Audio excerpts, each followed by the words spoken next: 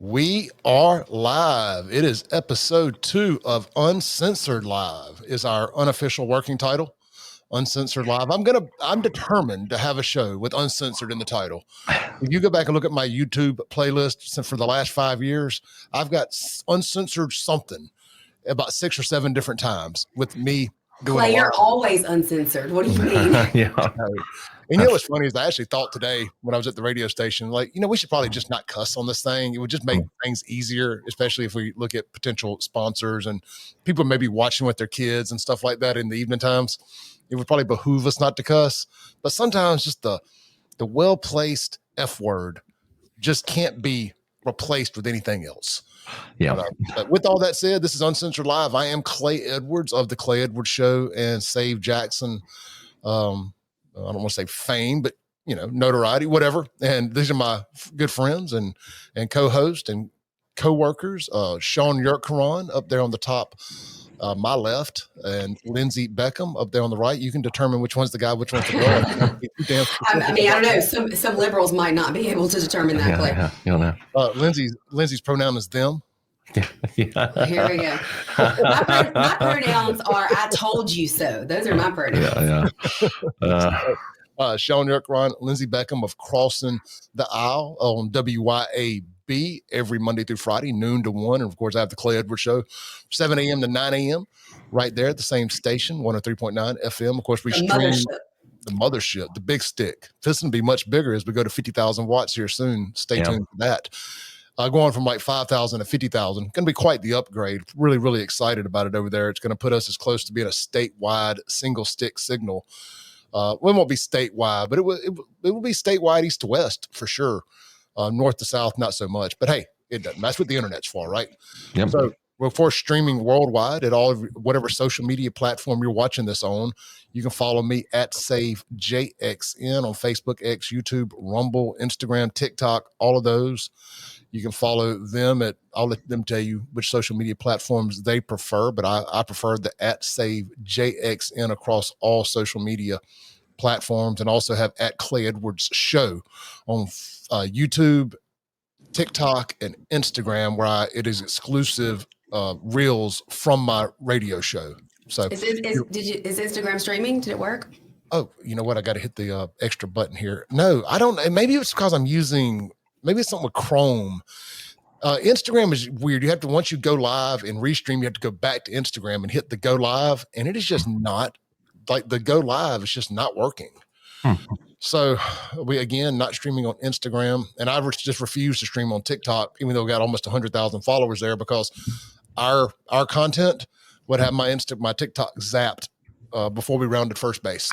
So they're real ticky there, I guess, right? They are. Ticky on TikTok.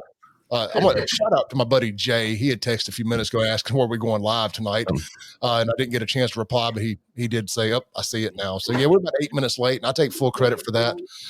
I decided to work out, and it was really, really going good. It was shoulder day, as I'm sure y'all can tell. It was shoulder day, and man, I was just on a burner and didn't want to stop.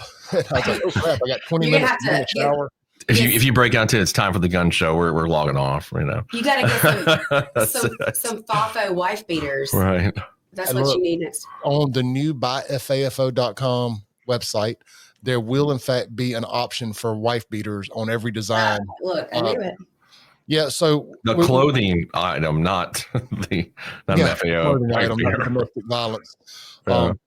Yeah, look, man, I'm blessed to have a couple of really good merch guys in my life. Of course, Michael Applewhite out in Byram with Shirt Shop Graphics, and then Tony Young with Apex, and they both serve unique but different purposes. Michael's stuff is great when I need bulk and I'm going to go set up and sell somewhere. And Tony's setup over at Apex allows me, and you guys should look into it as well, to just do random print to order stuff. So if I come up with a design coming out of like a weekend where a meme goes viral, I mean, like Trump getting shot when he comes up with the fight, mm-hmm. To have had a shirt on sale Sunday or Monday would have made me a lot of money, because it sure made a lot of other people a lot of money. Sure did. But I didn't have the ability at the time. I still want one that says, "Let me get my shoes." I want a shirt that says, "Let me get my shoes." Absolutely. I mean, look, if that right there didn't prove he's the first black president, I don't know what does. Let me ask you. So I just thought about this. Lindsey sent me some, I forget, it was off of maybe the Daily Wire or something one time. And it was it would go to the ads and they were sounding like, you can get yourself a Trump knife, or then you could get yourself like, a Trump camping bag or whatever it was, like all camping sort of gear. Do these people like pay royalty to Trump, the Trump organization, or are they just like freelancing? Because you'll see on Etsy and someone will take like a college team and they make like a Yeti cup out of it, but they're not actually paying the college. They get cease and desist orders. Right. For I don't know if is that the technical term for a copyright? Would it be a cease and desist? Yeah, that's exactly right. That's right term for that too. Yeah, they would. Trump, I don't know, Shaun, because there's a public domain. I mean, you would know about this from being in the AG's fraud department. Yeah, I worked in that a little bit. There's a point where somebody and something is so famous that, and especially being a political figure, not just a public figure, but a political figure, I don't know if they own the rights to that name anymore. I mean, yes, I have to look up the law on trademark with the font and everything. Yeah. But I mean, it's just so much of it out there. I don't know that you can control it, but for a big company like, say, the Daily Wire to be doing it, you would have to think that he's getting some royalties on that. But I guess you could make like a Trump T-shirt and sell it, and maybe it doesn't get royalties, because I mean, all presidents. I remember I went to put an image on whatever. Yeah, that's what I mean. You can. I mean, it's not named font and the Trump logo. I would think that you're going to run into some legal issues there. It'd be like me selling a Metallica shirt. Yeah, that's what I mean. Like, I'm just wondering how that works. I'm going to research that. I'm very curious about how that plays out. Because you could probably put a shirt with another president on, and you don't have to pay that. I mean, a living president and pay them royalties, I would think. I'm guessing. I don't know that though. Yeah, I just don't know the answer to that. Hey, Shaun, before we get too far into all that, because I could talk about that all night. Sure. I have somebody over here, Valiant Thor. Oh, can we pull the comments on the screen? Yep. Valiant Thor on YouTube brought this up, and I don't know if you got this in the show prep or not, but Trump and them did do a great job of deflecting away from the negative attention on Epstein, and they have launched an investigation into Comey, Brennan, and Clapper. Have you seen this? No, I have not. Seen that either. All right, you got to remind me which one was the comment button again, Clay? Sure. If you're on the bottom. It's a chat right there. Yeah, I got it right there. Yeah, overlay. Sorry, guys. I'm becoming the new producer here, learning. So yep, Shaun and I use the same, and Lindsey, we use the same program. It's called Restream, and I encourage everybody to start a podcast or a stream. Find your voice. I believe having a live stream, or we'll just call it a podcast for a lack of a better term, is the new social media. Yeah, this is the new MySpace. This is the new Facebook. I think having a voice is the new social media beyond just sending out a typed text or even making a video. I think being able to go live. Y'all talked about that the other day when you were on with Shaun on our show, the book sales, even Audible. I mean, that's just kind of where it's at. People can listen on the go. 100%. I mean, it's all I listen to, man. I mean, yes, there's times where I do just want to listen to music. Absolutely. And it's usually Fridays. I don't know. It's like by the time I walk out of the radio station on Friday, I'm ready to listen to music and detox from politics and podcasts and all that stuff, unless something just overwhelming jumps out in front of me. But anyway, I just recommend everybody start a podcast. You won't regret it, but make sure it's something you're passionate about. And our friend, make sure you love it. Now, to plug our buddy, Daniel Anderson. I saw him on a guy that's like my next door neighbor about 2 doors down was doing a podcast this afternoon. I noticed it popped on my feed, because he's a Facebook friend of mine. And I'm like, yeah, man, good for Daniel. Daniel's really put himself out there and really kind of built he's a go-to guy. He's worked his butt he really has. So great for him. I'm seeing, he seems to be the guy to go to for that locally. Yeah, when I had him on the show a couple Mondays ago. That was a great show, by the way. I told Shaun he needed to get back and listen. That was a great show with you and Daniel. I appreciate that. I really did. It was last minute. He had texted me at like 5:00 that morning and said, hey, if you ever need somebody for the heavy hitter show, let me know. And I was like, well, conveniently enough, I did not book anybody today. I was just going to do 3 hours of me. And I said, can you be there at 9:00 this morning? That's a lot. That's a lot of you, Clay. It's a lot. 3 hours is a lot. It's too much for me sometimes. But let's pull up. Let's take a look at this Clapper Comey stuff here real quick. Let me see if I can pull it up on Fox News. Because I think that it was the perfect deflect. And my dad's even a little mad at me. He sent me a text, so he appeared to be upset that I was kind of going after Trump and them a little bit. Oh yeah. And them, Trump and them. Well, Trump and them a little bit. So I got the story here, Shaun. I'm going to pull it up on the screen.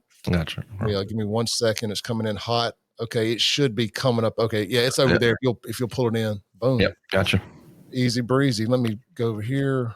I'm not going to play any audio. It just says former CIA Director John Brennan and former FBI Director James Comey are under criminal investigation for potential wrongdoing related to the Trump-Russia probe, including allegedly making false statements to Congress. Allegedly making false statements to Congress, Justice Department sources told Fox News Digital. CIA Director Ratcliffe referred evidence of wrongdoing by Brennan to FBI Director Kash Patel for potential prosecution, DOJ sources told Fox Digital. And this will be the last I read of it. It says the sources said the referral was received and told Fox News Digital that a criminal investigation into Brennan was open and is underway. DOJ sources declined to provide further details. It is unclear at this point if the investigation spans beyond his alleged false statements to Congress. And I'm just going to say this real quick. This is what I voted for. I want to see some type of healing and reconciliation from the Democrats and from I don't even know if you want to call them Democrats, the deep state, for the things that they've done. And even if they're not guilty, I'm fine with them being found not guilty, but just prove it. You know what I mean? I think the nation needs it. I don't like the ending to the Epstein stuff, just saying that it obviously nothing was there, but that's what they're saying. But I'll say this, at least they said something instead of just allowing it to continue to linger. Is this coming out after today's cabinet meeting where he took so much heat for the way he answered some of these questions? Yep. Was this investigation already underway, or are they just kind of announcing it because they felt like they needed to do something, damage control? I'm pretty sure it was already underway, but I think they decided to let the world know it was underway with damage control, for sure. To your point about the deep state, I remember that John Brennan and James Comey had worked for several administrations. It just wasn't just Barack Obama and partly Trump's administration. Both of them had worked for George W. Bush as well. So this kind of goes into your kind of the deep state thought. These guys are institutionalists in the system for a very long time. Yeah, I kind of caught myself after I said Democrats and was like, yeah, more so deep state. And like I say, do an investigation, whatever comes of it. Obviously, they don't give a damn what Clay Edwards thinks, but I will at least have something to live with. I mean, I don't like the way the Epstein thing ended, but I will say after 24, 48 hours to think about it, I'm glad they said something. I don't like it, but at least it's like this is over to us. Mm-hmm. But Clay, we talked about this on the show today, on our show. Do you think that maybe once these people who are now in office got in there and saw some of the things for themselves, maybe there was some things that they couldn't tell us? I mean, I don't really know what that could be. I mean, maybe it was something to do with Israel, or maybe things that would make it unsafe for them to speak about it.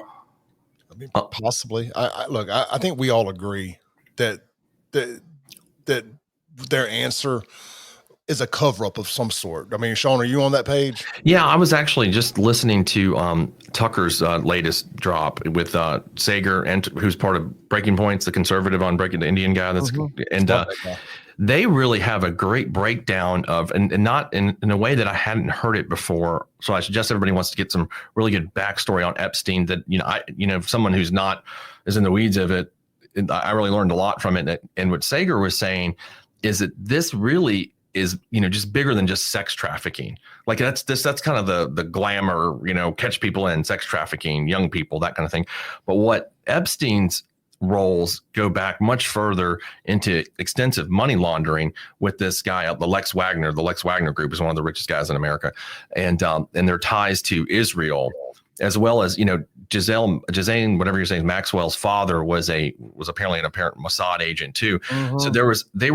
So what Sager was saying and Tucker are talking about is that Epstein was funneling or laundering money for the American intelligence agencies as well as Israeli intelligence agencies. And that's the meat of this whole thing. And it kind of harkened to when you remember that Florida case he got out of so easily. He just got out of these things that don't make any sense. so easily. So I'm really buying into this whole it's really got me like, I've never been hooked to this thing now, but I'm really getting hooked to it. He's a conspiracy theorist. theorist.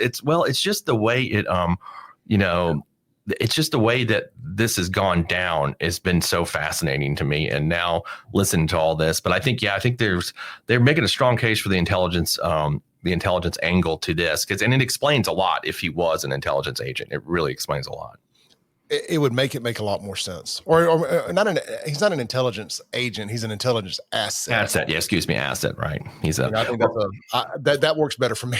I don't want to think we got a pedophile as an agent. Well, as Sager was saying, the operation of the CIA depends a lot on dark money and laundered money, because they're not getting appropriations for their projects that are directed right from Congress. So they have to come up with money other ways. And that they've done that historically. You look at the Iran-Contra affair and all those kinds of things. And in Vietnam, they were, I think, smuggling opium to Laos and Cambodia. They've done a lot of this money-making enterprises to fund whatever covert operations that are off the books. And that was kind of the implication that Epstein was kind of the point man on a lot of that, especially when it came to the Middle East. 100%. I thought that was I got a little clip here. If we can just play like the first 2 or 3 minutes of this. This is a YouTuber that I've really gotten into lately. Some of y'all may have heard of him. Some of y'all may have not. It's Asmongold. I think that's what he goes by. Are you cheating on Salty Cracker? Asmongold? Asmongold. Oh, I love Salty Cracker. Y'all know. But this guy was doing a live stream. So just for the context, he is reading some comments. So if you're not watching the screen and you wonder why he's bouncing around, he's reading some comments.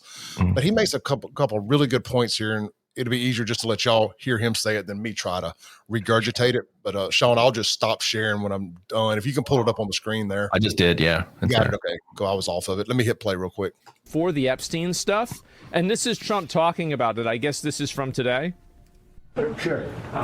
Your memo and release yesterday on Jeffrey Epstein, it left some lingering mysteries. One of the biggest ones is whether he ever worked for a American or foreign intelligence agency. The former labor secretary who was Miami U.S. Attorney, Alex Costa, he allegedly said that he did work for an intelligence agency. So could you resolve whether or not he did? And also, could you say why there was a minute missing from the jailhouse tape? Yeah, sure. Hey, Pam, could I just interrupt for 1 second? Are you still talking about Jeffrey Epstein? This guy's been talked about for years. You're asking, we have Texas, we have this, we have all of the things. And are people still talking about this guy, this creep? That is unbelievable. That sounds like he's guilty. I'm just going to say it. Somebody's got to say it. It sounds like he's guilty. Like, that's what I would say if I was guilty. What is this? We were going to play this clip anyway, so I just figured kill two birds with one stone. stone. It's great. I had it ready too, so I'm glad you got it. So anyway, it's a bad look. It's definitely a bad look. It looks really, really, really bad. And so anyway, L take from Trump. It is Trump. Yeah, look. Let me see.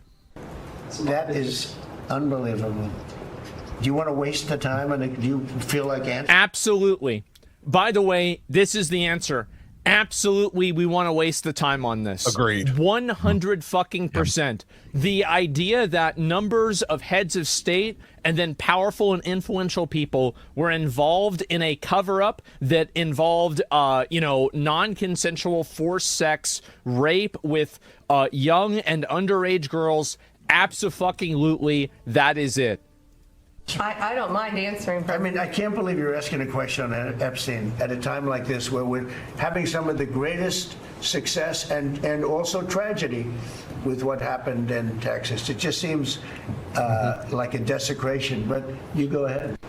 Well, did she answer? Wait a minute. She did. Wait. I paused. Yeah, there's a longer one. Yeah, I want to see this right here. All right, so I think that's all we got to do. But this guy, and I played this not just to steal content, but I played it because this guy is as hardcore of a Trump dude that there is on as far as in the streaming sphere. Mm-hmm. I mean, I wouldn't call him like a MAGA nut swinger type, but he's a dude that is always defending the right and Trump and calling out the left. And He absolutely said what I think a lot of us are thinking. Oh, yeah. You know what? Absolutely. We got time to waste. Let's waste the time asking this question. I think America deserves an answer. And the more I had not got to listen to that yet. Lindsey, you had texted me, or we group text as I was getting at core earlier, and I had not gotten to that point of it yet. So me hearing that clip was the first time I'd seen it with his reaction. And I was like, gosh, get out of my head. You're still in my reaction. Trump's reaction makes it seem as though there's something that's being hidden. Coming off so aggressive and so defensive. You campaigned on this, and your voters are looking for answers here. And you knew this, you had to know this was going to come up in the first cabinet meeting since it's been said that there was no list. Well, I don't know that Trump actually campaigned on this. I think just my personal recollection of that. I don't think it was actually anything he campaigned on, but the people he put in place, right? They beat this drum. Patel and Bongino. I had to be honest. I'd never heard of Pam Bondi until she got nominated to be AG. Just to be completely, honest there. She was very mid 2000 teens Republican, kind of before the Trump thing. She was famous. Yeah, and I know she was Florida AG and whatnot. And then I like her well enough, but I know we beat this up last night, but she looks terrible in this whole thing. But I will say her answer, she did try to explain the whole situation with her lame ass explanation for why she said she had the list on her desk. She said, I wasn't saying the list. I was saying I had the files to look into along with the MLK and JFK files. And she said the only thing she could say. She did explain the minute that was missing. She did attempt to explain that anyway, and then said that she was going to release more video footage that showed that same minute is missing every single night, I guess, as the cameras or the system reboots or something along those lines. But it does seem very suspicious that there's a minute clipped out that's missing in this video. Well, she said that happens apparently every night along in that time frame. That happened every night. I tell you what, let me just pull it back. Do y'all mind if we play a little bit more? Yeah, let's go. Yeah, it's good. That's good stuff. I think that just so everybody has full context here. Let me pull it back up. It's still sitting at that place, that same spot. You got it. Just tell me when. Sorry. All right. Okay, here we go. We have Texas. We have tragedy with what happened. Okay, here we go. Texas. It just seems like a desecration, but you go ahead. Sure. First, to back up on that, in February, I did an interview on Fox, and it's been getting a lot of attention because I said, you had the files on your desk. You had the list on your desk. You had the files on your desk. That's why it's getting attention, because you said you had it. That's the reason. What happened? I was asked a question about the client list, and my response was, it's sitting on my desk to be reviewed. That's meaning correct. The file along with the JFK, MLK files as well. That's what I meant by that. Also, to the tens of thousands of video, they turned out to be child porn downloaded by that disgusting Jeffrey Epstein. Hold on. And here's a great point that he makes right here. And I didn't even think about it. So I'm glad we're playing his video here. In the video, though, was it identifiable people? Well, wait a minute. No, yeah. So if he's got all of these videos, who was in the videos? Child porn is what they were. Never going to be released. Never going to see. That's not the point. People get arrested for this all the time, and then actual police and investigators make sure and they confirm it's the person that they're convicting, and they do this all the time. This is bullshit. Light of day. To him being an agent, I have no knowledge about that. We can get back to you on that. And the minute missing from the video, we released the video showing definitively the video was not conclusive, but well, it's not going to be conclusive when the minute is missing. Yeah, I mean, it's what is this? Evidence prior to it was showing he committed suicide, and what was on that, there was a minute that was off the counter, and what we learned from Bureau of Prisons was every night they redo that video. It's old, from like 1999. Yeah. So every night the video is reset. Yeah. And every night should have the same minute missing. So we're looking for that video to release that as well, showing that a minute is missing every night. And that's it on Epstein. So, Guys, that is a terrible explanation for why a minute is missing, by the way. I mean, does that, am I the only one that's like, what?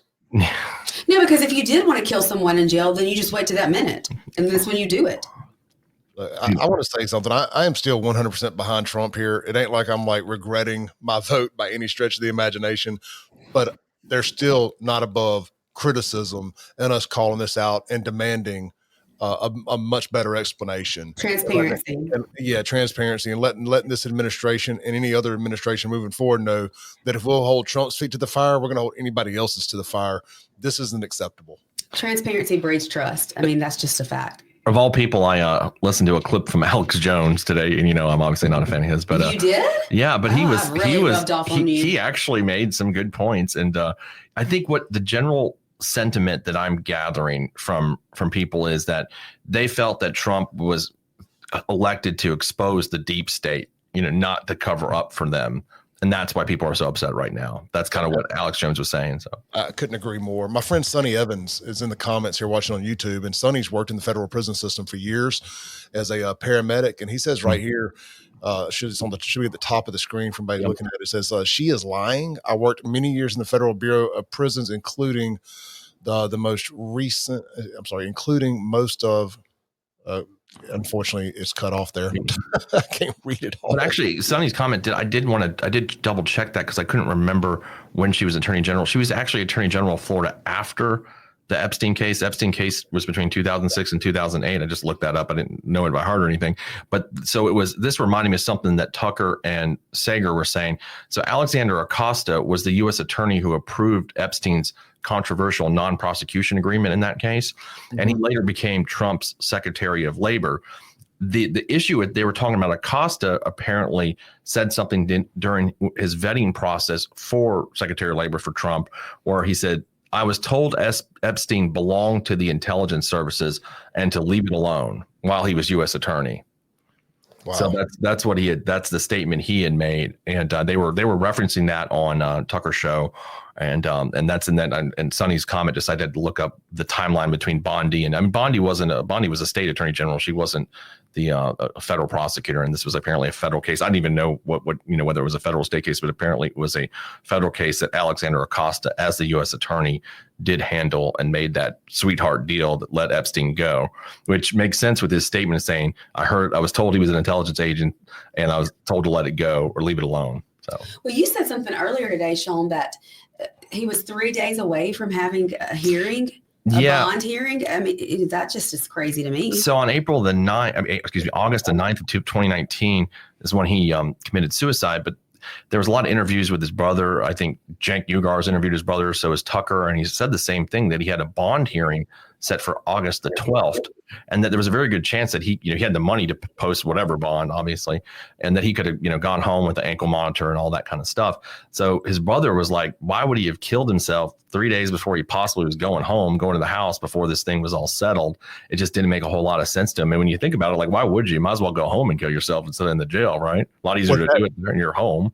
Was that the interview he did with Tucker, you said? He did it with Tucker and Jake. He did two different ones, yeah. The last year. Yeah, that's right. To both of them. So he had that bond hearing, and they said that he had that chance to go home, and he could have just gone home. And I mean, heck, if I was going to kill myself anyway, I'd probably go home and chill out till the last possible moment that I had to do it, right? If you think you're going to jail for the rest of your life, so at least you can get the house. Absolutely. But yeah, so I don't know, man. I wasn't happy with it, but with the whole answer, with any of it. But what do you do? But so circling back, the follow up to this fallout today is them leaking or releasing that they've launched an investigation, a criminal investigation into Brennan and Comey, which I find. See, this is what I voted for. Can we have more of this? Again, I'll circle back and say it. I don't care. Well, I care. I don't want it to be any bullshit. But if they're found not guilty through a proper investigation, and we show that we can actually trust our intelligence agencies. Okay, cool. But and I know this is about, I think they didn't specify, but this is about when I'm lying to Congress or whatever. But still, I think it's just accountability. Well, the thing is, and I think what they're referencing is Brennan specifically made many statements essentially saying there was a conspiracy between the Trump campaign and the Russians, which did not exist. It came out, obviously. And I think there were specific statements that he made to that effect that were like kind of almost definitive. And that's what they're saying he's lying to Congress for, as far as I can tell. Yeah. Well, it'll be interesting to see how it plays out. Y'all got any more thoughts on that? Yeah, it's kind of hot here. We don't have a whole lot of information about it, but no, not on that one. I don't. That's brand new. But the I think just harking back to the Epstein thing, I don't know. This will go away eventually, but I think it's going to hang out. This is something I haven't seen. You never see Trump's base get mad at him. So I'm wondering. I got a few questions. How long does that last, and do they forgive him? I think they probably will.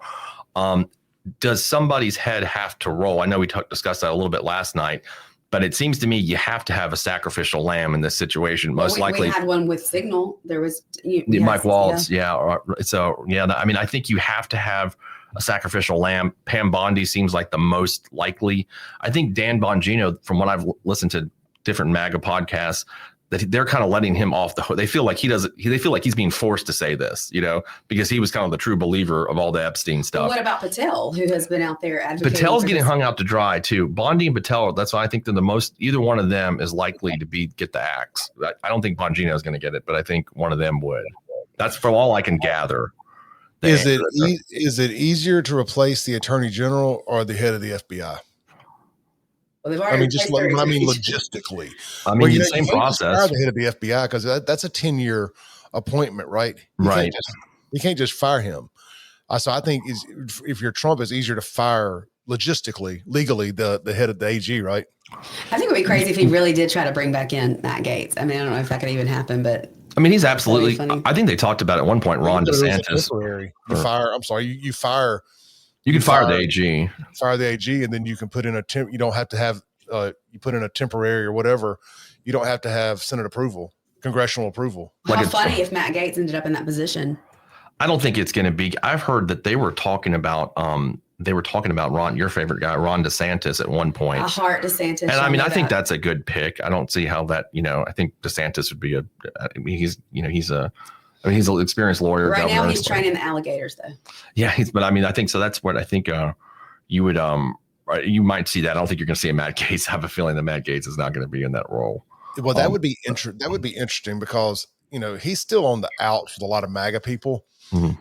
Trump bringing him into the administration, that would also be very interesting. And I'm just looking. This is the part I like, is the speculation. That would be interesting to see how does JD Vance feel about DeSantis coming into the administration? Good point. Well, not only that, but you also have to think about Byron Donalds, who is running for governor of Florida, and then it's very widely rumored that Casey DeSantis will run as well, and then Byron is one of Trump's people. Yeah, I love Byron Donald. Well, and his wife Erica is on our board, and she's amazing. Awesome. I think, you can, so the president, just to backtrack, the president can fire the attorney general and the FBI director. They're able to do that. And they're both confirmed by this. It would be the same Senate kind of confirmation process that they would go through. Well, he did fire Comey. So yes, he can, but technically they're not supposed to do it. Right. Yeah. It's not, it's uncouth kind of thing. Like that's why because the thought process is that the FBI is supposed to be above reproach in terms of not supposed to be coordinating with the president, any party, like whoever even who appointed them. So it's supposed to be independent Justice Department. That's why they have that. You're right, 10-year appointments to make it like that. So yeah, he's not supposed to do it, but he does. He can do it if he wants to. But so that I guess leans you to the idea that Pam Bondi might be the most likely to go in this scenario. But I will say this: after watching that round table today, it feels like Trump has her back. A little bit. He definitely seemed like anybody under the bus. Mm-hmm. Well, he wasn't even going to make her answer it, and she stepped up and said, "Hey, I'll answer this." Yeah, so it doesn't feel like anything's going to be done. It's like this is what we're doing. On to the next thing. Yeah, I guess it just depends on the kind of heat, if he can, I mean, it may just look, we live in these fast news cycles. Does MAGA get over this in the next 48 hours? I don't know. Or does something you guys can answer that better than I can. Something big happen to take the focus off of it? Well, that's kind of what I suggested last night. I think something, this is something that Trump is really, or his administration, Trump is really, really good at. And of all people, Polo taught me this a couple years ago before he killed the guy. He took a lot of people's minds off things with that. He taught me one thing that's been a very valuable tool for me on social media. And I recommend everybody this, especially if you post controversial, incendiary, polarizing content. You get one thing that's got people pissed off and angry. Man, hit them 7 or 8 more times back to back to back with more stuff. And it's just like people forget about that one thing they're mad about, and they've moved their rage onto the next thing or their joy or whatever. And I think that Trump is really good at keeping you on your feet and not giving you too long to marinate on one thing. It's like, oh, the people are mad at me. Let me remind them what they voted for. Yeah, and I think you're absolutely right. And he's done a great job with that this year. You've seen that through so many different things. But the only difference I find here is that, because that's usually when the left is mad at him, and he knows how to navigate that pretty well. This is the first time I've ever seen MAGA collectively angry at him like they are now. So does that change, you think, maybe based on, because that's what you're seeing? I think they've underestimated how big, and further on into that video, there's like 15 minutes. We ain't going to bog people down. I'll share the link. But further on in that video, they brought this up. They said, man, this is as far as like in the public, in the water cooler talk, Epstein is a top 5 story. On the internet, it's a top 2 or 3 story. And I don't just mean over the last couple of days. I mean, in the ecosphere of the internet, the Epstein stuff is top 2, top 3 in political stories. It's right there with the 2020 theft of the election and J6 and all of those things. It's a massive, massive story. Well, there was a woman who died of what they called a suicide back in April. She was one of the victims. She was one of Epstein's victims. And she very clearly came out and said, if I ever die and they call it a suicide, that's not accurate. I will never commit suicide. She had 3 kids. She was 41 years old. And that just happened to me recently. So I just feel like there's so much more to this story that we just don't know. Yeah, I do too. I agree with Lindsey. I think, and just as much as, I recently got into it so deeply, like it seems like there's just tentacles to this thing that is now it's kind of, it's always been like, it's been a theory on the right. And now you've got, it kind of seems like it's on the forefront of all media now. You know what I mean? Like, it's like this accepted thing where everybody is saying, we think there's something wrong here, whatever occurred, whatever theory you've got, instead of saying, no one is saying, we think there wasn't a list and Epstein didn't really do anything. I don't see if there is, it's a very small group that's shucking that. Sonny Evans just said, Lindsey, she got hit by a bus. Did they call it a suicide? Oh, did she run in front of the bus? I guess she jumped in front of it. Maybe she jumped in front of the bus. I mean, I think he's being a little facetious. Okay, yeah, right. Okay. Sorry. Got hit by a bus. That's right. Sorry. Look at us being slow. Sonny's right. He's right. And maybe I'm reading it wrong. But no, he's probably he's being funny. That's good. She recovered, then supposedly committed suicide. That's right. I forgot about that story. She did. She did get injured. She was hurt, and then went through a lot of medical treatments and then supposedly allegedly committed suicide, but she had said that would never happen, and if anyone was ever told that she had done that it was a lie. She was afraid of these people. I mean, she made it very clear. She spoke out. She was afraid of them. I want to go back to the hit by the bus. How did that happen? How did she get hit by the bus? I don't know that whole story. I'll have to look that up. Look that up. I mean, now I will say it's easy if you live in a bigger city and you walk around and you're playing on your phone, it's easy to step right out in the middle of a street and get clipped by a bus or any other vehicle for that matter. So yeah. But John O'Keefe did not get hit by a car, and a car did not hit John O'Keefe, by the way. Just FYI. And Epstein didn't kill himself. No. I mean, he was Hillaried. He was Hillaried. Yeah. Well, that is the thing though. Is Hillary Clinton exonerated from this yet, or no? Is she still a suspect? I mean, I'm just wondering. I saw a video. The missing minute is Hillary actually. Hillary. It's totally Hillary. Yeah. Yeah, it's literally, as Democrats like to say, Hillary. She's still not off the hook. She's at home drinking her Chardonnay. Like, God bless it. I thought I was going to be home free on this one. Well, look, I want to pivot to something else real quick. Yep. We can circle back. I know you did a bunch of prep for us, Shaun. No, I've got, that's about that. With that, I got some clips that we can talk about later about Trump talking about Putin, which I thought were pretty cool. All right. So last night, towards the end of the show, I brought up the cloud seeding. Yeah. And that story has caught fire today on both sides. I mean, it's people coming out talking about it. The people that did it released a statement. You got a lot of very well-respected weather people coming out and discussing it. And I shared a couple of these posts onto my Facebook page, just mainly so I could go back and find them, because I suck at going and finding my favorites or saved stuff on Facebook. But let's see here. I shared it on my personal page of all things.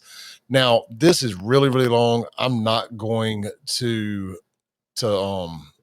what am I trying to say? I'm not going to try to read this because it's a mile long, but I did want to pull this image up and read about a paragraph of this, because this is somebody suggesting that cloud seeding does not work like that it cannot cause that. And there's several other well-respected meteorologists coming out trying to explain this. And of course, me just being contrarian, I'm like, we don't believe it. Right. Let me hit share on this real quick. Because it was the chemtrails.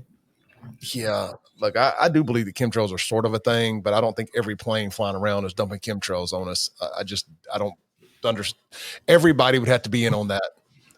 Everybody. And I know we can get into the moon landing thing. Similar. Let's skip that tonight. Don't y'all know that? Don't y'all understand by now the government lies? You know what? If there's ever going to be a time to convince me that you're right, this is probably it. Yeah. This is from Travis Herzog with ABC 13. He's got a bunch of followers. He must be a legitimate meteorologist. But here's the image of that storm. Okay.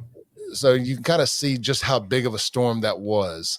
And I don't think that cloud seeding caused a storm of this size based on the amount of seeding they did. But I just want to read like the first paragraph here. And he's like, look, he said, we're all hurting over here in Texas after these floods. Children are still among the missing. The death toll is now over 100. We're in various stages of grief, still trying to make sense of all this. And he said, so why am I bringing up cloud seeding? Because I've seen the same viral videos and posts you have seen claiming that cloud seeding is responsible for the floods in the Texas Hill Country.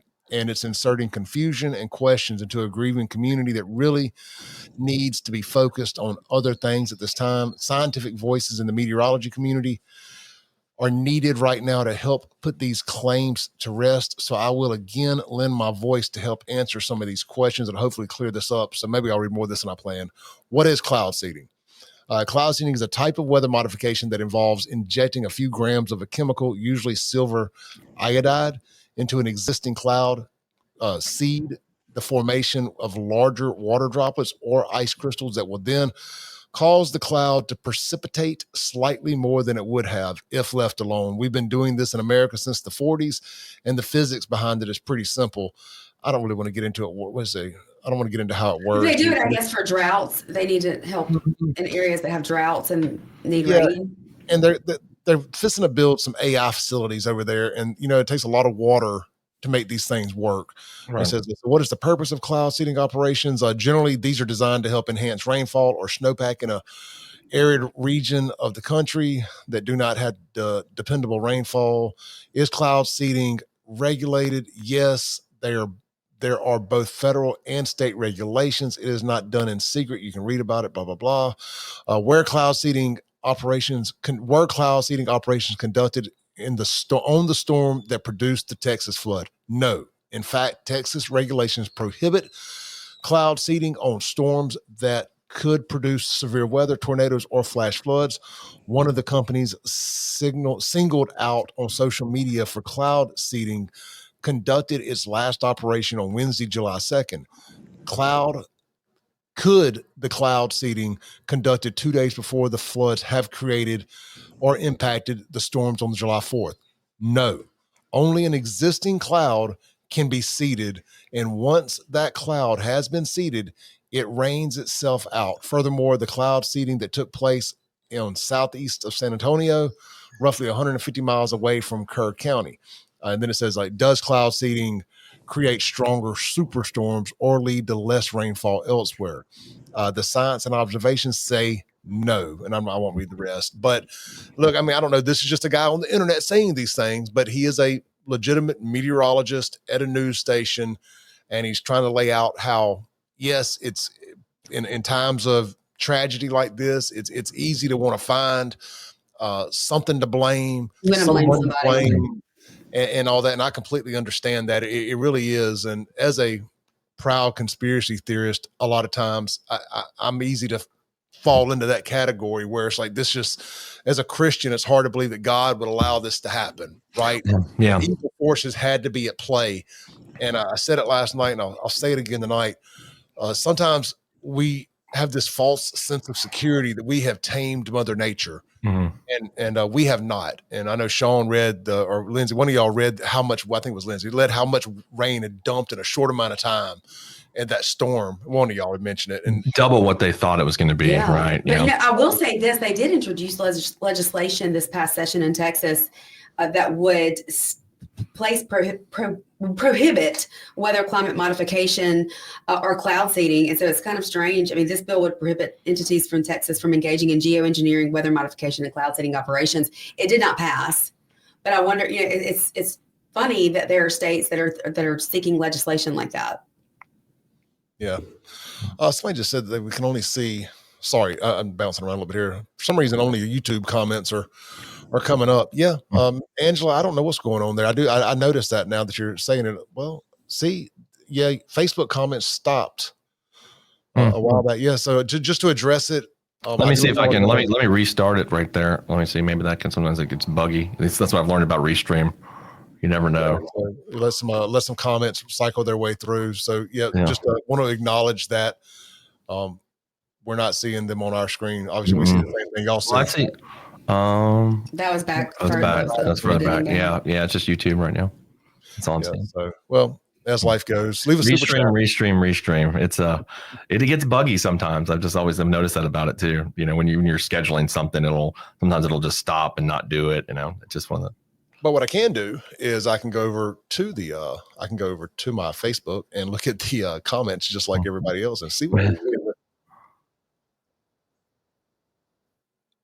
I got it paused there, not paused, but muted, so I can kind of look at people's chats. But yeah, so anyway, I don't know. I just wanted to put that out there because we addressed it last night, and it's been taken over the internet today with both sides coming out. And there's another meteorologist that I really do like a whole lot. I don't know if he's a legit meteorologist, but he's a guy that does a weather channel on YouTube, Ryan Hall. And I think he does as good of weather as anybody when there's tornadoes and stuff coming through. Even I listen to him over a lot of our local stuff until it gets like into Brandon. And then I listen to the local stuff. Yeah, they understand what street I'm on. You know what I mean? Yeah. But as far as like covering it, I think he has the best coverage. And he came out just trying to, pun intended here, throw some cold water on this report. And I don't know. These are guys that I trust, so I've decided for now to go with the cloud seeding had nothing to do with this, that it was just Mother Nature. Well, I mean, y'all know, both of you know, I'm the biggest conspiracy theorist on earth. I'm so proud that you quoted Alex Jones, Shaun, and then I heard Clay say that today would be the day I could convince him the moon landing was faked. But I even find it difficult to believe that the government could possibly cause something like this to happen. Yeah. That just seems a little far-fetched to me. And I'm one that will believe it all. Sure. Well, I think the other thing you have to look at too is like, what would be the point? Yeah, that's what I was about to say. What's the point? What were they trying to accomplish? To make those crazy liberal women happy? I don't know. Well, that or I know what somebody will say, well, that land is going to be very valuable when Amazon or when the Saudis, that's it. The Saudis are building AI facilities over there, cloud facilities. Qatar, that's the new one that Tucker is saying he's fun. He's jokingly like, it's Qatar's doing everything. Those hill country rednecks won't sell their farmland, so we just flood them out like they didn't. Now I do believe it happened in Maui, and they burned them out of there. Those middle class families. That's believable. That is believable. But I don't think that's what happened in Texas. Shaun Delancey asked on Facebook about 40 minutes ago, what is the name of this show? Uncensored. We don't know yet. Uncensored Live. Have a name. It's three friends raising hell talking about the news. Yeah. So that's the best answer I got. So we decided just to roll with it, and then we'd come up with it. But I like uncensored. It's fine with me. Uncensored times 3. There is one. So on a lighter note, I thought this was funny, y'all. Everybody, I'm sure most people fly. We all fly. Clay and I just got, busted for making a joke about ripping the Chokwe Lumumba letters. I told you not to do that, and you didn't listen. Where people actually believe that Clay and I'd gone down there and removed the letters, and it became a big thing. And it's amazing what, if you put something on the internet, what people will believe. But we did not do that, just so you know. I wish we did, but we didn't do it. But now, though, They really wanted to. TSA is now, you don't got to take off your shoes anymore. Now, I don't know. I'm happy about that because I fly a lot. I don't think I am. You're not happy about that? No, because I think whatever they've been doing is working. We haven't had anything like September 11th, and there haven't been any like major terrorist type events in airports. So it's working. Why would you change it? I think technology has evolved enough that they don't have to get you to take your shoes off to see if there's something there.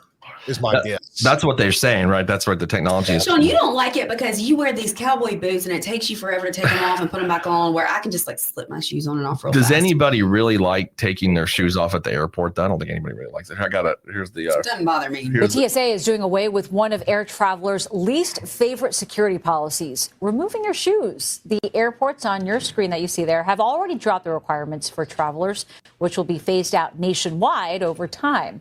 Travelers at both LaGuardia and LAX were also seen breezing through security lines with shoes on today. CBS News senior transportation correspondent Chris Van Cleve said this was a long time coming. Already, if you were a pre-check flyer, you weren't taking your shoes off. And at peak times when they would bring a dog through the line, people weren't taking their shoes off, even in general security. And there's been an argument for a while that the body scanner technology that people go through in general security is sufficient enough to detect threats. TSA is also developing additional scanners that are even better at sensing it. The rule was put in place in 2006 after a terrorist tried to detonate an explosive. It was hidden in his shoes on a flight from Paris to Miami. Now, didn't they beat that terrorist's ass, I think, in that? I thought that's what happened. Do you remember that, Clay? When that went down? That was like 2000. It was right after 9/11, 2000. No, they started implementing 2006. The guy was like 2002-ish. It was right after 9/11. I can't remember exactly the year, but I think all the passengers, like after 9/11, they were like, yeah, not again. No. And they all jumped him from my recollection of that. That's right. That's right. They did. Yep. Yeah. They were just like, we ain't doing this again. So I think they beat him up pretty good too. He was messed up, like the photograph, like he was messed up, which they should have been. Screw him. Yeah, it looked like it. Yeah, there was the shoes don't bother me. They're like, terrorists, you are never going to fool us again on this one. Like, I'm just going to take the plane and everything's gonna be fine. Yeah, no, we're kicking. Heck, actually, I've noticed in the 24 years since 9/11, the anytime like somebody like breathes funny on an airplane, like everybody jumps them. Now it's like, no, wait, no, we ain't dealing with it. Like you see that a lot. So shifting gears a little bit, There's another story that's been kind of percolating a little bit that I missed until today, honestly, and that is the leftist that tried to lure ICE agents out of a building and start shooting them. Have y'all seen this? I haven't seen it. It sounds. Maybe I saw something about it. I shared it to my personal Facebook. I'm flipping back over, and this is from Fox News. I mean, I hate referencing Fox like they're just 100% all real news all the time, but this is credible here. So here it is. We have Shaun referencing Alex Jones. You're good. Yeah. It says, and these are the faces of the 10 people charged in a planned ambush on an ICE facility in Texas with the intent to kill ICE corrections officers. Let's see here. Click on it.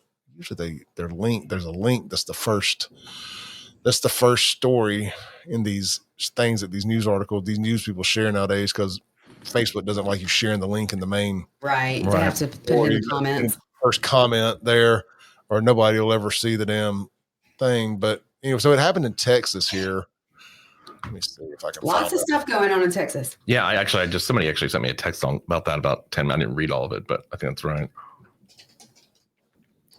Sorry, I'm searching on X here. I just knew that there'd be a link there. I would have already had it ready before I opened my mouth. All right, here is I'm going to pull this up for us to see, because I want to discuss this for a second, if y'all don't mind. Yeah, go ahead. Because all I can think about is, where's the outrage from these folks that screamed about insurrection and all. Can you pull it up? My bad. No. I just hit the wrong thing. That was my bad. You're good. I got to have to toggle back and forth, so I just can't see the screen when I'm at it on the other screen looking for the thing to play. As soon as you're ready, I'm ready. No. You go ahead. Oh, okay. You got it. Yeah. Okay. You got it on yours. Okay. I was looking at mine. Yeah. Go ahead. Here we go. Let me hit play.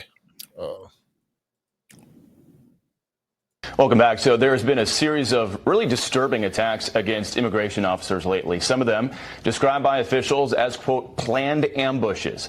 According to DHS, assaults on immigration enforcement officers are up almost 700% when compared to the same time last year. For more on this, we are joined by Chief Correspondent Jonathan Hunt, live with more. Hi, Jonathan.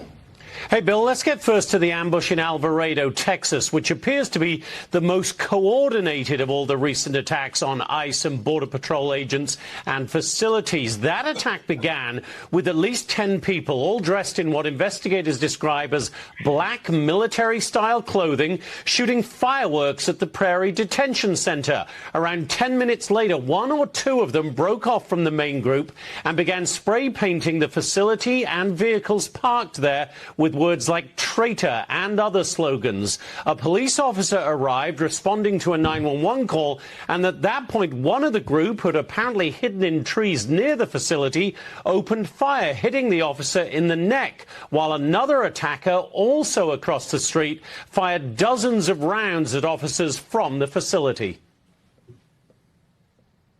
It was a planned ambush with the intent to kill ICE corrections officers. Make no mistake, this was not a so-called peaceful protest. It was indeed an ambush. 10 people have now been charged with attempted murder, as well as weapons and body armor. Police also discovered. All right, I want to look at these people. Andy, I was trying to look up close at them. Andy Frisella calls these people the unfortunates. Not these people, but all these people that protest. All the liberal protesters across the country. He's got they're ugly, unattractive, just unfortunate looking people. And you know what's missing here? Not missing, but conspicuous by its absence, anybody black or brown. It is, and that's a good thing. I'm glad, because it's always these white, stinking ass liberals that are so violent, and they're out here doing all this nonsense. I mean, do you know how hard it is to find one person to commit a crime with? I mean, I don't know. I'm just saying, I assume it's kind of. Tell us, Clay. How is it? It's got to be difficult to find somebody to talk one person into doing something this fucking stupid. And they're always peacefully protesting, right? Peacefully. 10 people somehow or another got on the same page to pull this shit off. I know I said I'm going to cuss tonight, but here I am. Yeah. I'm outraged by the stupidity of it. 10 people were able to get this far along to pull this off, or to come this close to pulling it off, but just their stupidity, they couldn't quite, pull it. Their underestimation of the cop's ability to introduce into what fuck around and find out means. That's Trump derangement syndrome to the max. Oh yeah, absolutely. And the only people any of these people could possibly procreate with would be one another. Let's hope they don't do that, though. I mean, we don't need any more of them. In the bottom right-hand corner. I guess maybe he's brown. He's got a little brown in him. But I mean, either way, who are these people, and why do they hate America so bad? It's like, you're right, Lindsey. It is. It's Trump derangement syndrome. I still blame the media at the end of the day on this, and these far left politicians. I blame them on this by convincing people that threat to democracy. They have drilled it into literal Nazis. Literal Nazis. These are literal Nazis. Could you imagine if the right did this? Could you imagine the way the news would be handling it? Because I bet you this story does not exist on any left-wing sites. Well, Shaun believes the right did do this on January 6th. That's what he believes. Yeah. Well, you don't want to go down a January 6th rabbit hole right now, but they haven't let us forget it. I will say this about the just take outside the Trump derangement syndrome. These people are crazy. We all agree they're nuts. They should go to jail forever. I'm happy with that. There has been, and I got a clip about it too in a second. There has been, I think, issues in the public about the extent of what we're doing with the immigration enforcement. Obviously, doesn't mean go shoot ICE agents. This is not what I'm talking about. I'm talking about just where it pushes some crazy people like this to do something. And I think that's been a theme that's going on where, I think when Trump campaigned, it was let's get the criminals out, which, there were some people that disagree with it. It was crazy. But I think I don't know, Shaun. I think he was like, if you came here illegally, he campaigned on that. I think the message is, they are criminals. You broke the law to get here. You're a criminal by definition. I know what you're saying. The first thing you did when you came into the country was break the law. Wait, hold on a second. Let me play this real quick. This is you guys probably seen this before. This is from Joe Rogan's show about a week or two ago, where he talks about this here. I'll play this clip real quick. Okay. They said we're going to get rid of the criminals and the gang members first, right? And now we're seeing like Home Depots get raided. That's crazy. Yeah. And then you've got this big protest that's scheduled for the 14th that's literally funded by the lady who owns Walmart. The protest. It's like No Kings. It's like a No Kings protest that's happening all across the country. They said we're going to get rid of the criminals. Now, look, at the end of the day, Joe has woken up a lot. He's taken a big old red pill the last couple of years, especially the last 12 months or so, 18 months, since COVID. But at the end of the day, Joe has still got some lefty in him, kind of that bleeding heart, compassionate. He spent a lot of time in California. He spent a lot more time around illegals. Is living in Southern California. And admittingly, we haven't spent a lot of time and we haven't built a lot of relationships with illegals, with illegal immigrant culture. So I know I have a different opinion on it than what a Joe Rogan might have. So I understand there's a group of people who are more compassionate about this and have more empathy for these people than I do. I just don't at the end of the day. And I'm not going to try to sugarcoat it or anything. And it's okay. Again, I can disagree with Joe Rogan and still like him. But I understand what you're saying, Shaun. There are a lot of people out there who feel like that this is too much. Right. I don't. I'm not one of them. No, I understand that. Yeah, and I respect that. Look, I think you and I discussed this one time, and obviously I'm with Joe Rogan on this. Sure. I think the positions either way really aren't wrong. Actually, your position is probably more right in terms of the following the law. If we're talking about following the law. That's not what you say when I argue with you about this. No, because I talk about it when I say from a legal perspective. Yes, if you come here illegally, then yes, you can be deported because you came here illegally. That's the law. The law is the law. Like, what are you going to do? I'm just talking about from, obviously I look at it from like a moral perspective, and these people have been here for 20 years. They're working at Home Depot. They're gardeners. They're in the farms. I'm like, what are we doing? I think there's a big segment of the population that feels the way I do, and there's ones that feel the way y'all do. It's just kind of a split. And I don't know that anybody's necessarily really wrong on that. I think I'm kind of in the middle of you and Clay, because I have no problem with someone who came here. They just wanted a better life. They got here illegally, but they are working and they are not a criminal. They've done nothing wrong. They pay taxes. They do, they're a good person. I have no problem with somehow finding a program that could incorporate these people into somehow becoming an American citizen rather than just deporting them or either sending them back with the intent that they can come back into the country and do it the right way in a certain time frame. I can see like there being a middle ground here. Sure.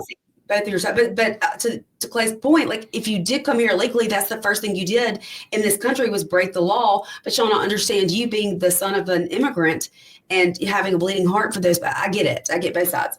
Yeah, and that's I think and when you look at the numbers, like it's like 90% of people believe we should deport criminals that are illegal immigrants, and the 10% are obviously really crazy people. Like I don't know why everybody wouldn't be in agreement with that. The numbers change when you're talking about these guys that we're talking about, that Joe Rogan's talking about, working at the Home Depot, the farmers and that stuff. And at that point, it's like 64% of the public is for giving them a pathway, for citizenship, and how do we do that? And I think that's the. But I think Trump has started something like that, right? He has started a program where in the hotels and the farmers, he's not wanting to just deport all of them anymore. I think so. I've actually looked into that pretty good. Right, he did initially say that when we went to the White House, actually, and then I think they backtracked on that because Stephen Miller kind of is in charge of this and talked him out of it, and then I think then he's going back to it. It's just all over the place. There's no really coherent on what to do with the people that are farmers and hotel workers and the Home Depot thing. I think we need to come up with a plan for this though,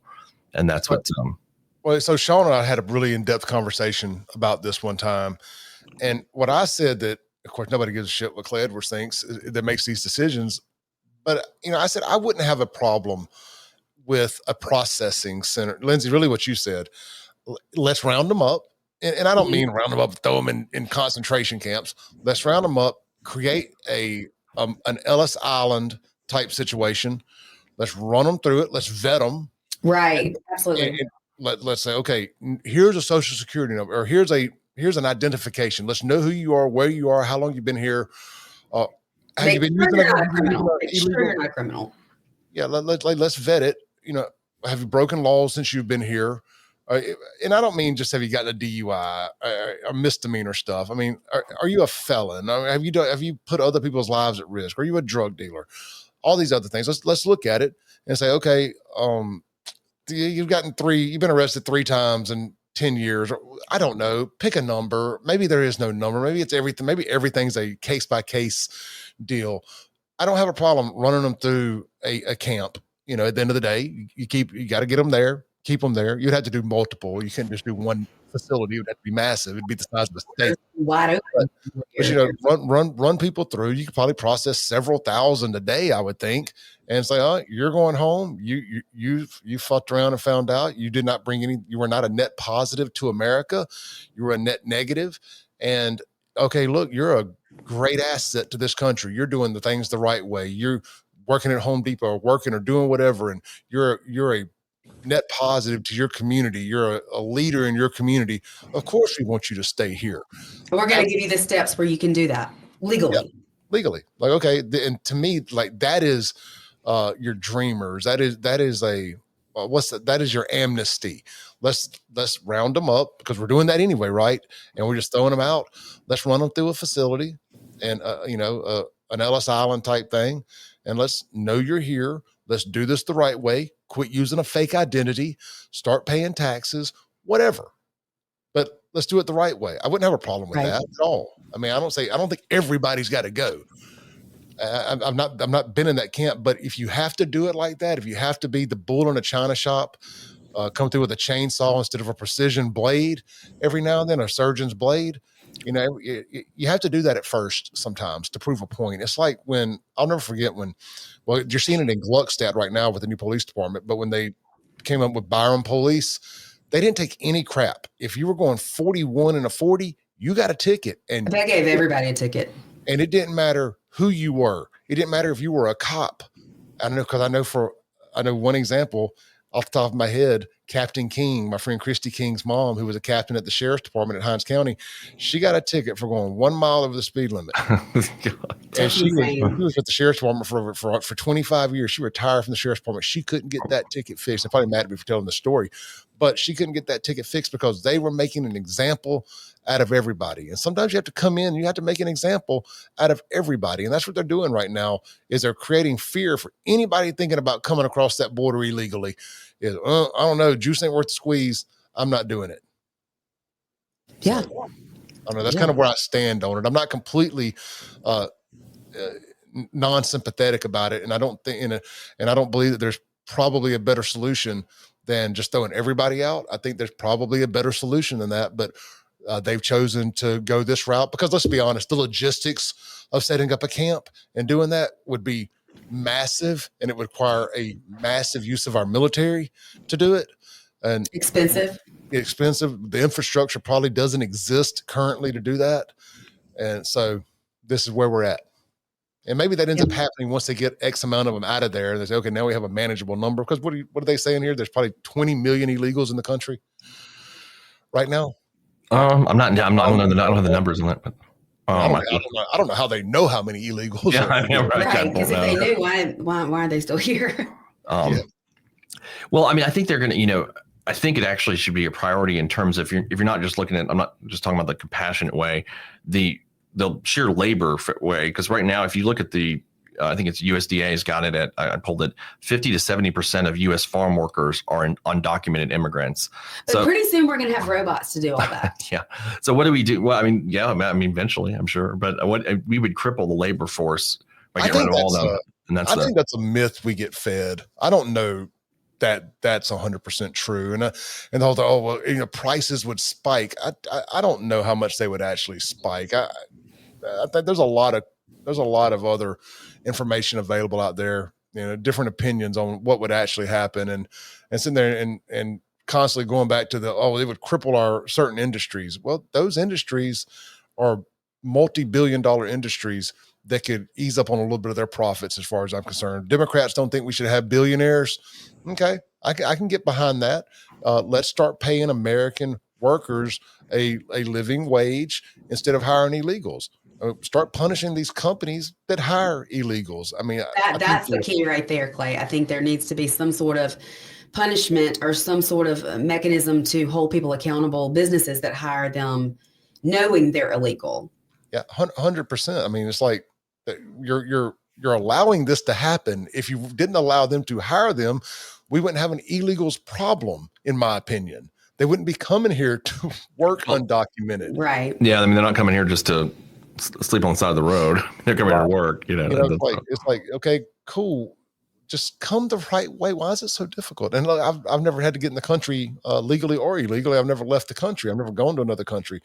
But my understanding is, if you're an American, just about everywhere in the world, outside of what about Mexico or Canada, you got to have a passport. I think you actually got to have a passport to get in Canada, don't you? I think now you do. You didn't used to. I went when I was much younger, and you didn't. I think now you have. Do you not have to have one for Mexico? I think you do for Mexico too now. They changed that. I think around 07, 08, maybe. I think that's right. Okay. And again, I've been to Mexico since before 2008, or Canada since after 2008. Excuse me. Yeah. So I think before you didn't. You just need your license, because we used to go up to Windsor when I was at Ohio State, because you could drink in Canada at 19. That was the plan. Everybody would in college were like, oh, you can drink in Canada. It's not that far. So. Do you have to have one to go to Hawaii? No. I asked that, and I asked that, and Shaun laughed at me. By the way, he didn't. Kidding. He did. Oh, you were kidding. Okay, never mind. Maybe that was a stupid question then.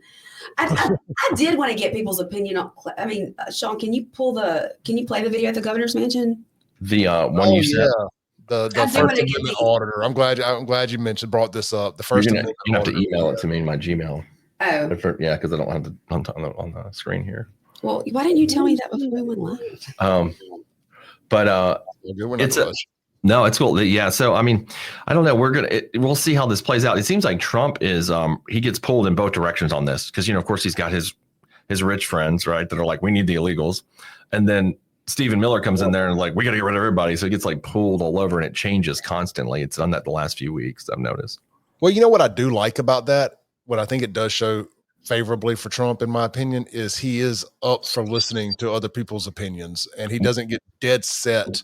And I think, Shaun, you've pointed this out before, that Trump is kind of pliable, and you can kind of mold him, and he is willing to listen to people and change his mind on stuff. And I don't have a problem with that until it's something that I don't want him to change his mind on, like sending weapons over to Ukraine. Well, which I've got the clip while Lindsey's up about that, though. Have you seen that clip yet today? I have not seen it yet, but I didn't hear about it. This is I'll show this real quick, but he's changed his mind on that, Clay. I can't talk about him change his mind. He seems to here you go. I'm playing this real quick for everybody. We get a lot of thrown at us by Putin, for you want to know the truth. He's very nice all the time, but it turns out to be meaningless. Do you want to sanction him? Lindsey Graham has a sanctions bill on Russia. Do you want him to move ahead with that? I'm looking at it. Yeah, no, I'm looking. The Senate is passed a very, very tough sanctions bill. Yeah, I'm looking at it. Can you sign that? It's an optional bill. It's totally at my option. They passed it totally at my option, and to terminate totally at my option. And I'm looking at it very strongly. We get a lot of. He was pretty mad at Vladdy. Exactly. Huh? So what was he saying there? Was he? He said today. Earlier, the last I saw was we were going to send some weapons to Ukraine. Yeah, he said that we're going to because they got to defend themselves, is what the statement he made this morning. Right. He said we got to. Yeah, he's still in that direction where he hasn't changed his mind back to. Well, if they have to defend themselves, then let them. Why do we have to defend them? Well, he's talking about we're giving them weapons because they can't defend themselves without our weapons, and he decided to give them weapons. I think he's really pissed at Putin, is what it seems like, because he thought he was going to be able to resolve this thing, which hasn't happened, and now Putin is going on offensive after offensive, and you can see by that clip he's not happy about it. So I think that's where you see a lot of it. So I've heard some other creators or people that I listen to suggest that what he's found out is that there's a lot of different countries that are profiting off this war and on both sides and don't want this to end well beyond it ain't up to America. What's going to happen over there. They're going to do what they want to do. And there's a lot of other forces at play beyond just us wanting them to stop. Yeah. I mean, that makes sense. I mean, war is big business. That's the, we've known that for a long, long time. That's why we're, also, I think most people now have become so much more anti-war than they were. But I mean, war is President Eisenhower, that was his final address, the military-industrial complex, and that's the ticket. And it's a damn shame. But I got Lindsey's thing up here ready now. Let me go click to that real quick. Let me say this real quick while you're doing that. It's also what got JFK killed. Absolutely. He issued an order to draw down our forces in Vietnam, even though not long before he was killed, and to dismantle the CIA, which they didn't want either.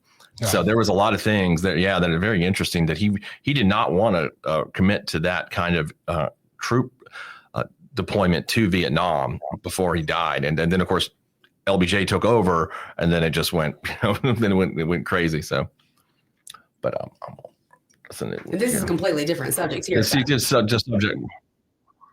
We're like, no, I like that we're hitting a bunch of stuff. I like this rapid fire. Appreciate everybody tuning in with us. We're figuring this out. No, I'm fine. Let's tell people what we're doing. Yeah, this is right outside the governor's mansion. There's no way to. Yeah, all this is we the people's property. I'll play it a couple. This is the First Amendment order. Inside of that gate, huh? You go across the street. You get fine and all that, okay? Well, no, I'm fine right here. No, you're not fine. How am I not? Because I said you're not. I'm on the sidewalk. No. Yeah, one more time. I'm on the. Get your stuff. They go the fuck across the street. You understand me? Is it under threat of arrest? Yeah, you're under threat of arrest. Get the fuck around here, man. Do you know what the First Amendment is? I don't give a fuck what the First What's your name? What's your name? What's your name and badge number? Tyrant? What's your name and badge number? I have a First Amendment right to be on the sidewalk. I'm on the fucking sidewalk. I'm on the fucking sidewalk. Do something about it.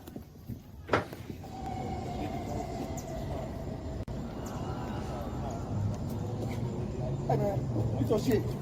Go. Hey, you're going to get away from me. You're going to get away from me. Put your hands on me. Get the fuck on fire, knock you. Oh! Whoa! Fuck on, man. Whoa! Fuck on with you. Hey, we tell you that, man. Hey, let's de-escalate. Fuck you think I'm playing with you, man? Hey. Fuck. Oh! Nigga. It's a good thing.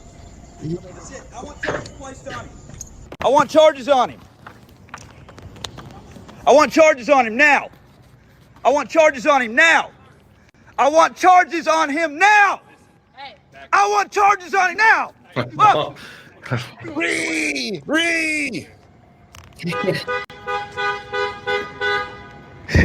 There's something seriously wrong with you. What do about it? And he showed me. What the fuck are you gonna do about it? What are you doing to him? He doesn't need to even be here anymore. Send his ass home. After that right there, I'm standing where I can stand at. I'm telling you. I'm standing where I can stand at. Do not come this way again, okay? It's your fucking ass.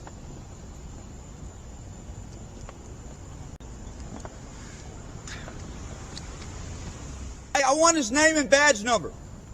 What's his name? I need name and badge numbers of all y'all. Name and badge number.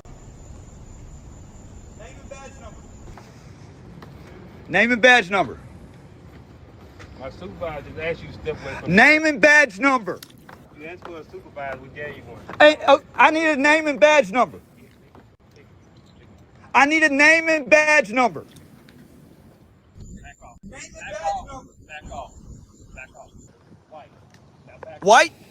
Here's the color. White. Now back off. Look, this is not TSA and nobody checked under his shoes. He could have had a bomb for all they knew. I completely support those officers protecting our governor. Oh, I wish they beat the fucking shit out of him. I mean, that guy deserved it. Excuse me. I can't stand those First Amendment auditor guys. I mean, look, I'm obviously a full supporter. That's what he wanted. They go out. It's just like those Fondren street preachers. Yeah. They go out. They start fights with people, testing everybody's gangster, begging them to do something. They were telling lesbians they were going to go to hell out here at the Brandon Amphitheater a couple of years ago. One of them punched one in the face, and now he's suing them and suing everybody he can after he started a fight with them. I don't support that crap at all. You go out. What the fuck you going to do about it? Well, he showed you, and now you're crying like a bitch. I mean, our governor has young children. People live there. You cannot just assume that this person is not someone crazy who's going to do something like attempt to blow up our governor's mansion. Yeah, I mean, obviously crazy. I mean, you can say the complete meltdown. Again, I support the premise of the First Amendment stuff 100%. But what they're doing is not, I guess it's covered under the First Amendment, but they can get their ass whooped too. Yeah. I mean, at the end of the day, now look, what did the cop handle it right? No.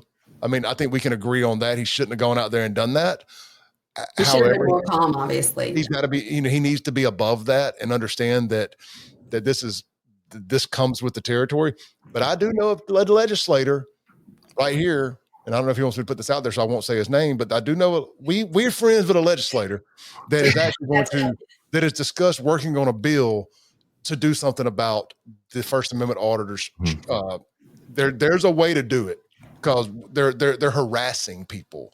There's a fine line between your First Amendment rights and your right to harass. Yeah, 100%. There's a medium there. What it is, I'm not sure, but there's a medium there where you don't get to just harass and scream at people just because they're a public servant. Could that not have could they not have made him leave because of disturbing the peace or something along those lines? I mean, legally? Shaun, in there, I call it fighting words, but aren't there some things where it's self-defense? Yeah, I mean, threats. Sure, like in simple assault, if you threaten somebody with it's going to be imminent serious bodily injury, like I'm going to effing shoot you, that guy's saying that, then I think he would have been right to the trooper to defend himself under that context. Now, if he's just being an asshole, I think that's probably what our legislator friend's trying to fix, that tweak in the law, because there's not really a law, I think, against being a dickhead. You know what I mean? In that context, or like maybe the better way to put it would be a situation where you're reasonably fear like he's going to do something, even though he hasn't said that. Like when you watch that video, and situation would obviously dictate, but looking at that guy looks dangerous. Like, yes. I almost don't, I mean, I'm going to differ for the all on the cop. I mean, I almost would have just beat the shit out of that guy. Like he looks like he had talk about a shoe bomb. He looked like he could have a bomb or whatever it was. And I don't fault the cop for doing what he did. I'm just saying I would like to see a more calm and just understanding that this guy's trying to get a reaction out of it. And you're giving him what he wants, and you're feeding into what he wants. But I liked seeing the cop reaction. I'm kind of contradicting myself a little bit here.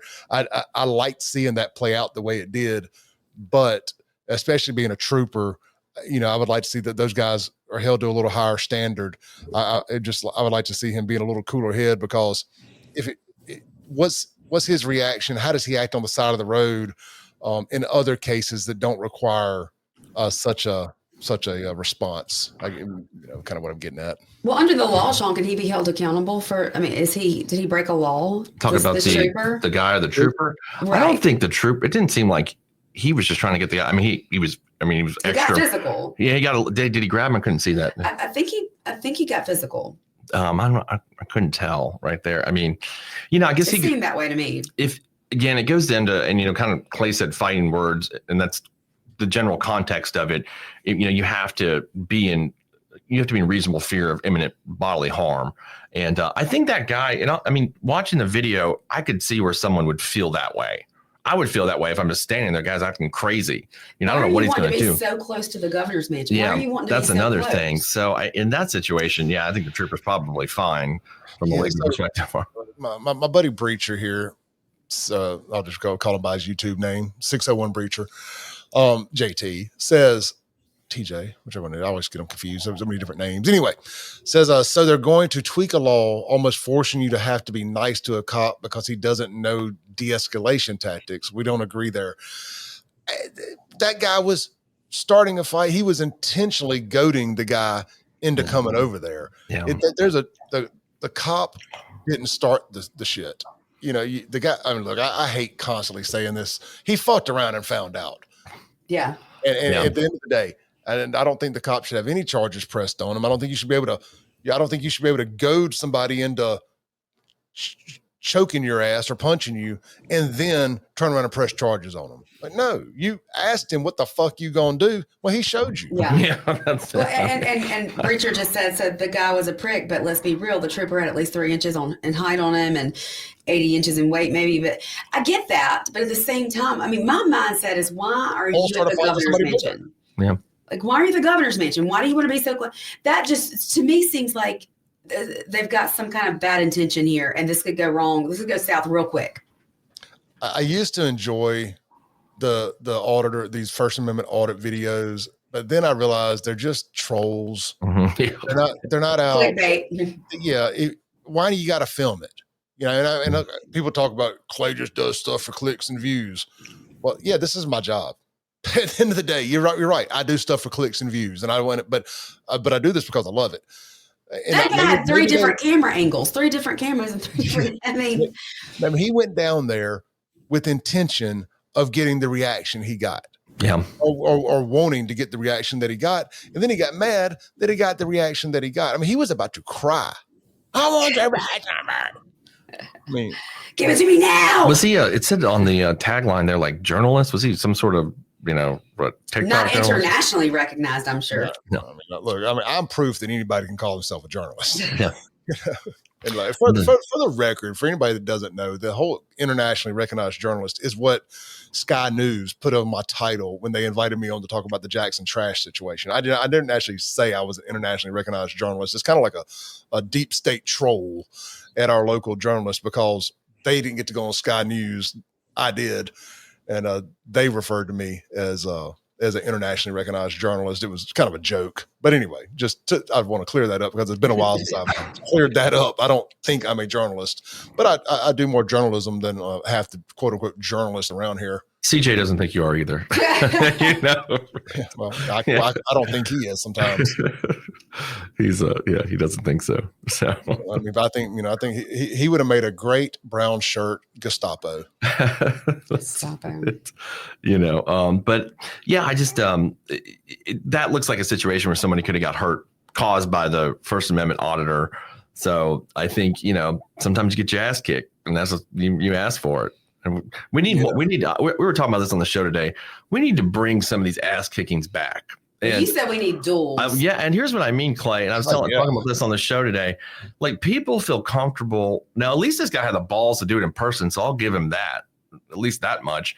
But people feel comfortable on the internet attacking each other and saying these hateful things. And, people that you might know locally, but you don't really see, but they would never say it to you in person. So my thought process, maybe our legislative friend can help with this, is let's bring back dueling. So if they had that for a reason. So like people sign a release and saying, it's like La Cosa Nostra rules. Y'all are acting like we need the purge or something. Come on now. Well, I mean, it was a very civilized thing to do in the 18th and 19th century. We don't live in the 18th or 19th century. The former vice president, they made a whole play out of it. Hamilton, he wasn't the vice president, Aaron Burr was, but Hamilton got killed by Aaron Burr. That's because Hamilton was talking shit about Burr and then had to duel him, and Burr killed him. Wait, this is ridiculous. Let me just do this right here.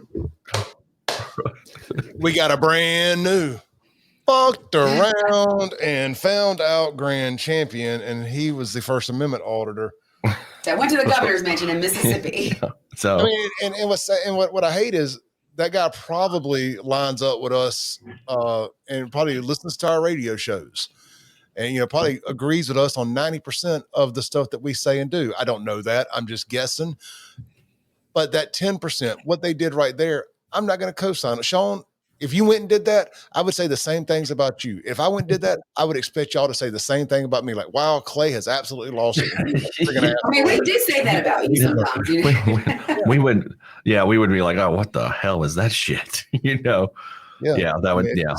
That's ridiculous. And look, and I've called out the Fondren Street preachers, the church in the wilderness people. I 100% disagree with the stuff they're doing too, and that's right there with that. They go out, they goad people into assaulting them so they can sue. That is what they're trying to do. I want to file charges right now. Yeah, I mean, there's people like you remember, I'm sure, the Westboro Baptist Church, those lunatics, right? Yeah. I mean, they found out what happened in a small town. Find out what happened in a small town. Rankin County rewrote the book on how to handle them, and you notice you ain't seen or heard a word from them since they left Brandon, Mississippi. Try that. You haven't. Yeah, I haven't heard from them. Teresa put out a great article about that. After the Jason Aldean song came out, Try That in a Small Town. Mm-hmm. She put out an article about that and said, look, this is what happens when you try that around here. I mean, did someone get their ass kicked? I think I remember, or like somebody. Like, oh yeah. They got their ass whooped to the gas station the second they got off the exit. Right. I thought that I remember something like that. And then they got their vehicles blocked in. They blocked them in during the funeral. Yeah, that was a big deal around here. I was working at Great Daniels Ford when that happened, and I wasn't living out here yet, but I was pretty plugged into what was going on. I knew the guy's sister that got killed, and I was actually talking about this on the radio show a couple of weeks ago, and the other sister was listening. I said he had a twin. It wasn't a twin, but he had a sister. And really sad deal, man. Jason. Yeah, that was a sad. Yeah, his name story. Jason Rogers. I pulled it up here. Yeah, right. Jason Rogers, Marine, who was killed in Afghanistan from Brandon. I mean, I just remember that thinking, like, how fucking sick do you got to be to go protest a Marine's funeral? Like, whatever your political agenda is. And theirs was, I think, that, correct me if I'm wrong, that America's stance on LGBT caused God to hate us, and that's why Marines were getting killed, right? And something like that. Yeah, pretty much, just a different spin, but no different than what that hateful woman said. That's exactly what I was about to say. You got to be as sick as these people that are making these comments after this flood in Texas. Right. The same theory they had, though, on that. Kids deserve to die because their parents voted for Trump. Mm-hmm. Insane. Yeah, and that's they were disgusting. And Westboro had gone around the whole country doing this, several different places. It wasn't just they just happened to pick the wrong place. Well, we were talking about it last night. I don't know if we were talking about on air or off air, but we were talking about how we were talking about businesses not coming to Rankin County or coming to Rankin County because of statues and flags and this, that, and the other. And somebody had made the comment, maybe it was in the comments or something, that well, Rankin County's got a reputation for has always had a reputation for maybe some redneckery. At the end of the day, maybe some racism, whatever. Well, what they found out is Rankin County has a reputation for not taking any dumb shit. And Clay, did you hear they decided what to do with the statue? They figured it out today. Oh, I've not. Have they? Did they? Yeah, they're going to put it in Steve Gaines' front yard. That's right. And whose? Steve Gaines. Oh. It's going in Steve Gaines' front yard. That's what they decided. That's what I heard. Lindsey dropped that one on the radio. It was pretty funny. I was like, where? Oh God. I mean, allegedly, that's what I'm hearing. That's what I heard they were going to do. Man, I'm gonna be honest. I ain't got no problem with Steve. And look, his daughter's is a friend of mine too. I ain't got no problem with Steve. I think he's all right with me. I'm real talk. I mean, he shouldn't have said what he said. It was racist as all get out. I understand what he was doing. Those he was kids trying across to the rally river. the troops a little bit, but he shouldn't have said it. But at the end of the day, it pissed off a lot of the people that I don't like. So I don't care. Well, it made me mad, and I think it pissed off some people you do like. So yeah, I mean, it was obviously stupid. I mean, it was just the wrong thing. If you want to, say things like that, just say them in your house privately. That would have been better, I would think. But still, you shouldn't say it at all. Yeah. But I'm just saying, if you do that, don't say it in public. Clay, Starla had some people with Americans for Prosperity here from New York, and they actually went to the breakfast, and then she was trying to explain to them, we're not all racist, because they made that comment about across the river. They made that comment about across the river, and I think that really set not so well with a lot of people. Yeah, it's a tough one. It's hard to get past that one. That's a little rough. Yeah. But on a lighter note, have y'all seen this new T app? Who's looking at the T app? You told me about it. You told us about it yesterday. You said, ironically, you sent it. I think it was you that sent it, saying that this is it's the "Are we dating the same guy?" stuff on steroids. Yes, it is an app form. And it's called T. It's called T. Y'all gotta go check this out. And apparently, I am featured. I found you. I came across you scrolling. Nice. Now, look, y'all can say a lot about me, but I am not out there doing things to end up on the T app or on any of these "Are we dating the same people?" app either. I mean, Saul Goodman just probably wanted to date you and put that. Yeah, out there. I mean, look, if she keeps dragging me into stuff, I'm gonna tell everyone about her and I's love affair, our rendezvous, and whatnot. So, I mean, that's the real reason she got fired from her job, isn't it? Y'all were secretly hooking up in the closet at work. Maybe she can join Westboro Baptist Church. I think that's an organization that she would fit in with pretty well. We can send her a membership application or something. People are crazy, man. Insane. Absolutely insane. What's the latest on your Justin Fowler drama? He's still in jail. Mm-hmm. I don't know. There is no update. I saw where somebody mentioned cough, one of the other guys' names that I refuse to say their names just because they won't. But he has the same name as somebody else, right? The other person, I feel bad for the other person who keeps kind of getting brought up in it. Football player, constable in Hinds County, great guy. He is a great guy. I got him confused when I saw that. I was like, I said, Leon? Didn't he play for the Bills? Say the name. I just refused to. But he, I'm talking about Constable played for the Bills teams, right? The early 90s Bills team. Constable Leon Sills is a great man. Yeah. But I won't say the other guy's name. Yeah. Right. That guy's a clown. Yeah, for sure. And his buddy's a clown. The whole Three Stooges. The mama's the most insane. She acts like my mother-in-law. Oh, she's cuckoo for Cocoa Puffs for sure. Definitely. The drama. Yeah, they're crazy and they want attention, and I just refuse to give it to them. I mean, this is the most I'm gonna talk about it. And I mean, y'all are welcome to. I mean, I just choose not to partake in it because that's what they want. They want attention, and they don't get it. Their posts don't get any. They don't get any traction. They spend a whole weekend saying the most asinine, vulgar things they possibly could about me on the internet. I couldn't make sense of any of it. The stuff that the Justin Fowler guy was posting, it didn't make any sense. Well, I mean, at some point, you just got to ask, do these people have jobs? No. And the answer is no. I mean, especially Natalie. I mean, she's got her own dad fired her. She didn't even have nothing.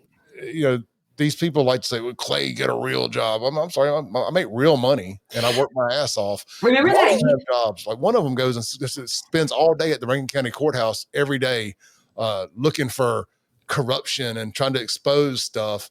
And it's just ridiculous. What was that? Was that an Instagram page or a YouTube account or a Twitter account that was? Does Clay have a job yet? That daily posted. It was an X account. People need to. That was fat fuck from Jackson that runs the social media for the city of Jackson. Oh, okay. It's really amazing when you do this media stuff, radio, online stuff. The people you encounter like this, and I'm not going to name this person's name, but I'm talking about the first day I was on your show almost over 2 years ago, I got an inbox message from the guy and you're like, yep, that's the dude, and it just from there, it's trickled. There's always been a new crazy that shows up every so often. It's like they cycle. I mean, look, I understand you can dislike people and there's plenty of people that I dislike with, but to have the energy and put forth the effort and the time to let them know I don't like them. For one, you'll probably never know unless I bring your name up randomly in a conversation like this because I'm making fun of you. I'm definitely not going to listen to your content all day, every day, appointment viewing. I mean, hey, look, their views count. They're paying for that rafter out in the driveway. So, they're paying for this house out here in a great school district that I don't take advantage of because I don't have kids. Well, I don't have kids in school. But neither here nor there. The effort it takes to hate somebody and to be as crazy as they are towards me. It was like the Justin Fowler thing. That guy was mad at me because I never covered his story. Like he thought that if I would just cover what was going on with him, what was happening with him, that somehow it would it would show that he was right. Yeah. And I'm like, well, first, I think you're crazy. I intentionally ignored everything he was doing because I thought he was batshit crazy. And I don't think he was right about anything. I think he was a nut job, that there's video proof of him assaulting his baby mama. He's been to jail for it multiple times. That's what he's sitting in jail for now, is felony aggravated domestic violence. Yeah. He is a violent, dangerous, crazy person. Well, there was a video of him at the police department. He looks crazy. He got 10 years suspended, but he's basically on a zero tolerance release right now for threatening Trey Spillman and his wife. Yeah, I remember when that happened. Mm-hmm. And then he showed up after he said he was going to cut Trey's ear off, shows up to his office after the warrant got issued and there was an APB out for him, shows up to Trey's, was it Circuit Court? Justice Court. Yeah. He's in Justice Court. Yeah. With a knife. Yeah. And I mean, I've got the video of him being arrested, of Rankin County rolling in on him and with guns drawn and arresting him and walking him out in cuffs. I mean, the guy's a crazy person. And I was like, well, I'm not going to give this guy any attention because these are the kind of people that I legitimately do worry about doing something crazy. When crazy people tell you they're going to do something, believe them. Have a pretty good track record of doing it. And I've been doing this long enough that I've had people show up and stuff and try crazy things that I don't publicize because I don't want to encourage more crazy people. But at the end of the day, you go, people are like, oh, you're a pussy. You pressed charges on Mr. Fucked Around and Found Out, pressed charges. You didn't want to go fight him. Well, first off, my version of fucking around and finding out is you doing dumb shit and going to jail. It's not us in the parking lot and dueling. Yeah. It's like, no. I don't know you.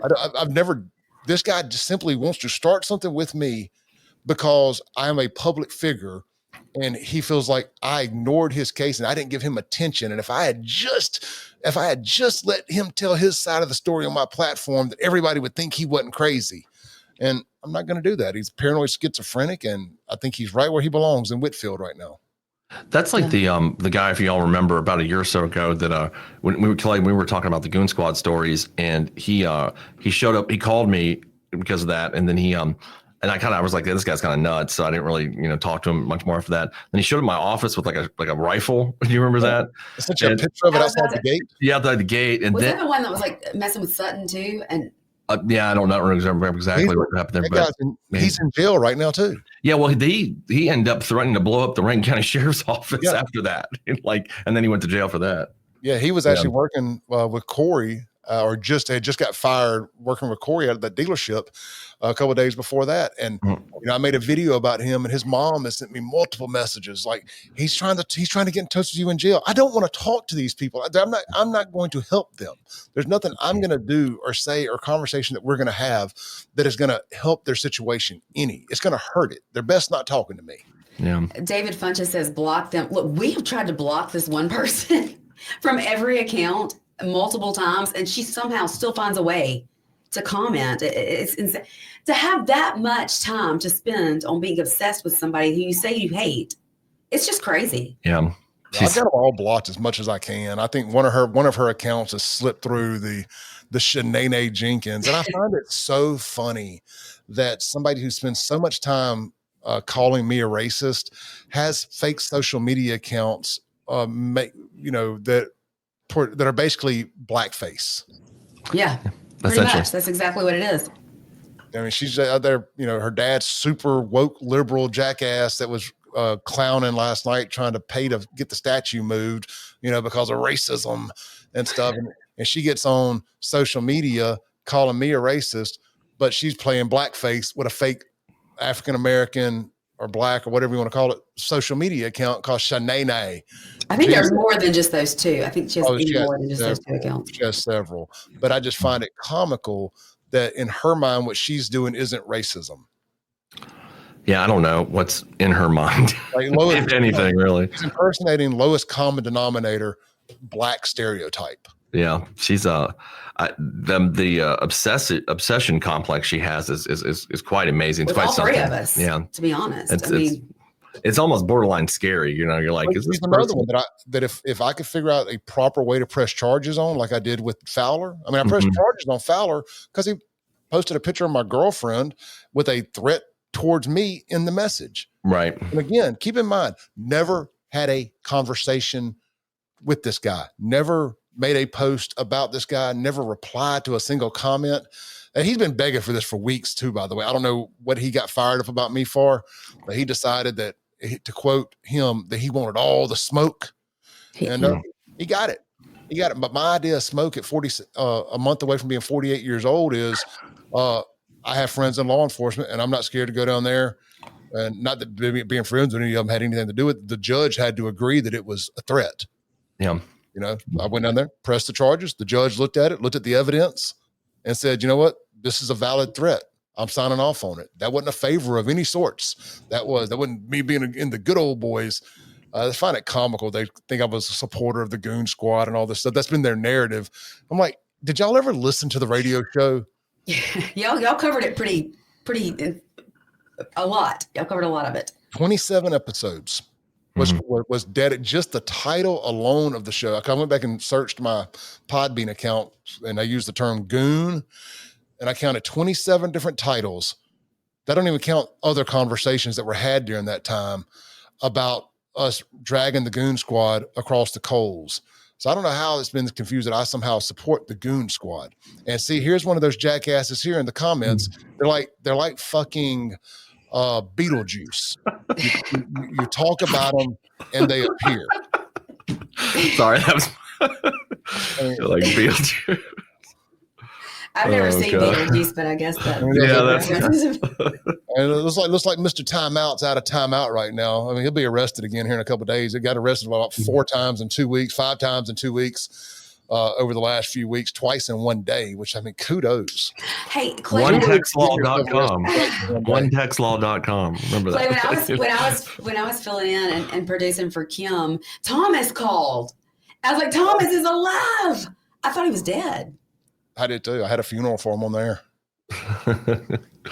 Well, tell us. Okay, I know we got to wind down. Tell us about next weekend at the Wildlife. At the Wildlife. Well, we'll be there, broadcasting, set up, having a good old time. We've got a big production. Bought a big new display expo set up. We'll be out there. We're gonna have a good time. All the new FAFO merch will be available. We'll be there Friday, Saturday, and Sunday at the Wildlife Expo. Where is it this year? So same place it's been the last few years in Rankin County, right there at the Pearl at Hines Community College at the Clyde Muse Center. Okay. The last time I was out there, it was at in that hotel in Flowood. They did it one year at the refuge there, but that wasn't quite big enough, so they moved it. It was crowded. Yeah, and it's crowded where it's at now. But it's just a great fit location wise, and there's plenty of parking. It's Pearl and Mayor Wyndham, what probably the best mayor in the state. I'm just going to be honest.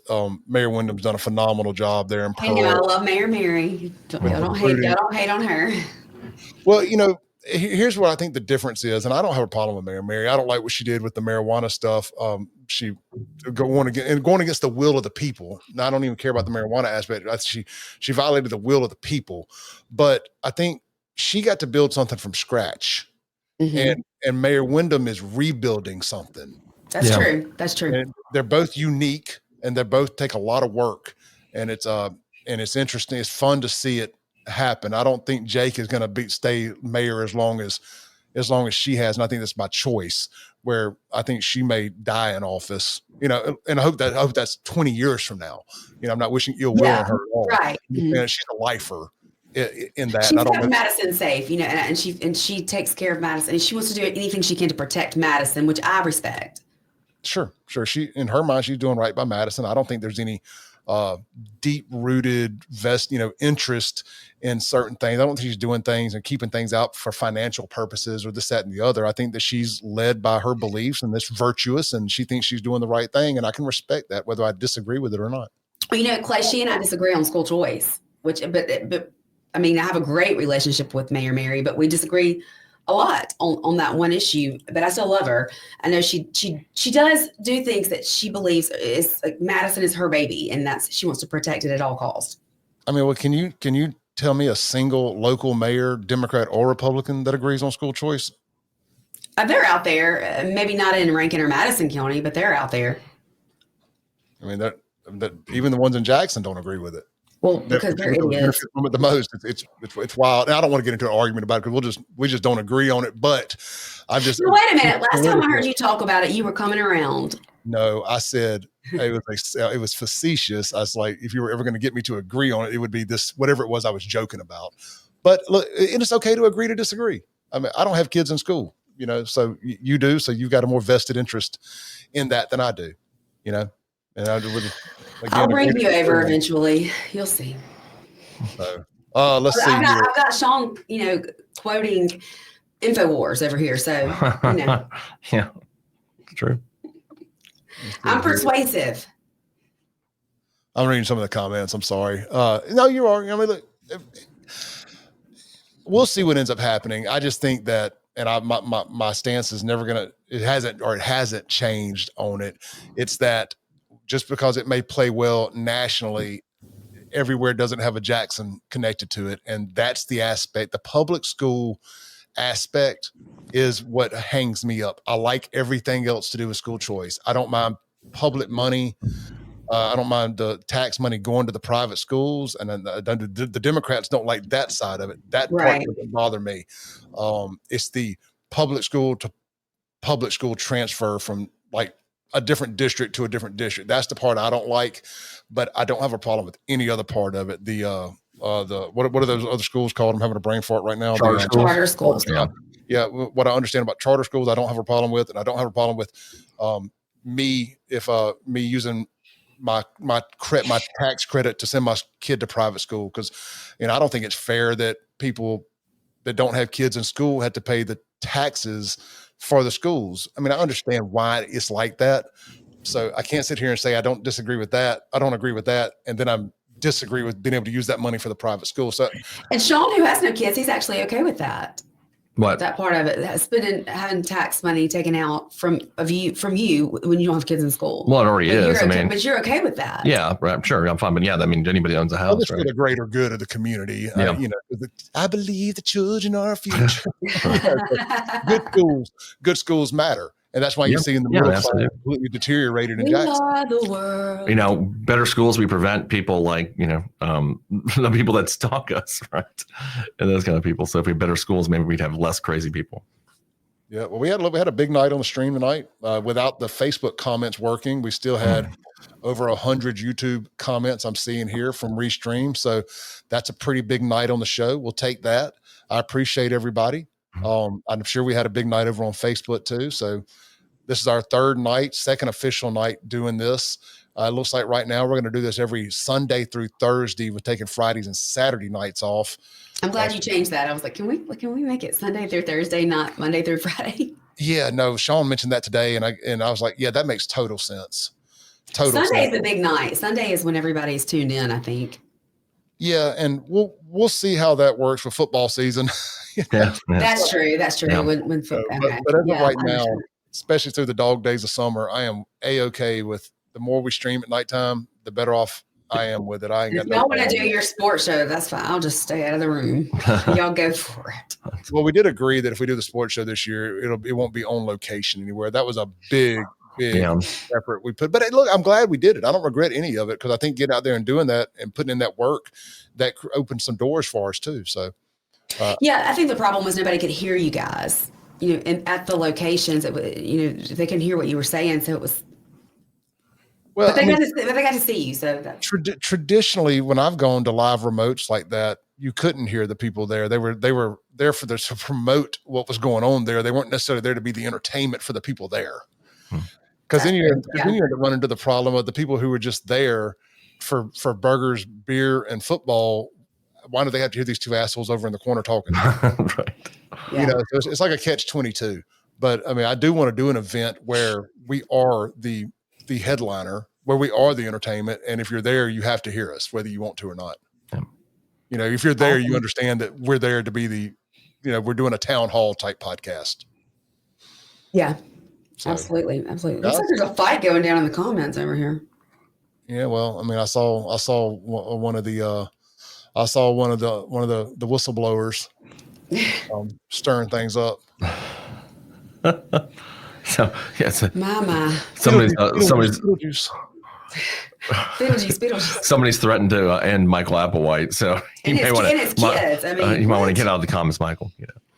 I don't think Michael cares. No, I don't think so either. Y'all leave Michael alone. He's the meme creator. We like him. Let me read the comments over here. I mean, I ain't got nothing to do, but I just need to eat, and I do have to. I'm about to steal steal our show prep for tonight for my show prep tomorrow. Well, we were talking about that, and it really does. Doing this makes things easier for the next day, unless something breaking happens. It does make things easier to talk about. You're familiar with it all. The only downside, in my opinion, is creating burnout for the followers that watch this, then turn around and listen to the show the next morning. Is they're kind of already hearing they're hearing twice what I had to say. But like this morning, I had time to sleep on my thoughts last night and expand upon them more. And I thought it was a good show today. I thought it was really great. I love that you did the not depopulation, but what was the steps to genocide? Yeah, I thought that was great. And that had nothing to do with anything that we said last night. No, you said, well, that's what a good old rabbit hole will do, is you get to talking about something and you stumble into a rabbit hole. And that genocide, I wish I had picked a different meme when I picked the image, because I couldn't read the text was so small on the screen. I had to take a picture of the screen with my phone, and I was trying to expand it, and it was too blurry. So I don't know, but at least. But I felt like the vaccine. That was a lot of us felt like that was what was supposed to be happening with COVID and the vaccine, and everything. The steps you were talking about made sense. It went along with that. Well, if our country wasn't set up the way it is, and the government had a little more control, I do believe that we were heading down that path. But thankfully, our government is built to be a yin and a yang. And people can say, even if you think I'm being a little hyperbolic here or hyperbole, being a little over dramatic, either way, our government is set up. If it pulls too far one way, it does pull us back the other. And it got our democracy got tested. It really got tested over the last 4 or 5 years, our true democracy. And it showed that our founders really knew what they were doing. They were really smart men. Yeah. And there's times where it gets pulled too far right and the left pulls it back. And there's times it goes too far left and the right pulls it back. And, you could argue right now that it's, the pendulum has swung far right because it swung so far left. We say that all the time. And over the next couple of years, I think you'll see it pull back to the middle. And I hope that the next election cycle doesn't pull us all the way back to the left. I hope that we can find some left of center, right of center for 15, 20 years. And we get out of this ultra far left and ultra far right pendulum. Right. Because nobody benefits from that. Nobody does. No, it's like every 4 years, like the country can't get settled in any direction. With the exception of like the Supreme Court, thankfully. And, we showed that worked. So, and we don't agree with everything they do, but we showed that is there as a fail-safe to protect us from going too far in either direction. Yeah, that pendulum swings, and it swings hard. It does. And I mean, because there were some times there in that the last 4 years, that I had serious doubts about, what was going to happen with this country, and things worked out. And it made me a true believer. It really did. And also becoming friends with Shaun made me realize that, the internet ain't real life. Yeah. You know what I mean? And yeah, exactly. Well, it shows you that not every single Democrat or every single person who votes Democrat is one of those far left lunatics. Yep. And more times than not, the Democrats that I've been friends with over my life are more representative of Shaun than far left crazy. But because of COVID and social media and all of that, they weren't being represented. It was, if you believe in this one thing, you must believe in all these other things.